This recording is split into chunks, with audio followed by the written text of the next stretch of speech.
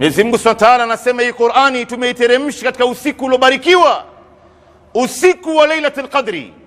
Katika usiku huu inatokea mambo mengi sana. Mwenyezi Mungu Subhanahu wa Ta'ala ameitaja katika sura baadhi ya sura, na mtume naye ameitaja katika hadithi zake.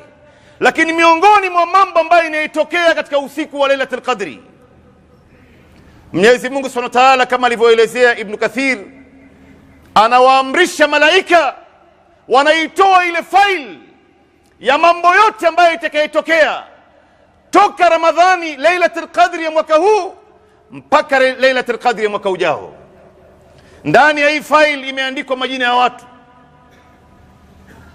na ina matukio ndani yake.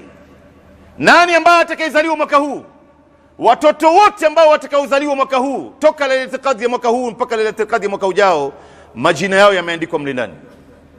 Nani ambaye atakayefariki, nani ambaye atakayepata ajali, nani ambaye atakayepatikana jambo kadha wa kadha, na matukio yote ambayo yatakayotokea duniani, kama ni mtetemeko wa ardhi, kama ni mafuriko, kama ni volkano, kama ni moto. Abdullah ibn Abbas anasema yameandikwa majina ya watu mpaka wale ambao watakao kwenda kufanya ibada ya hija mwaka huu.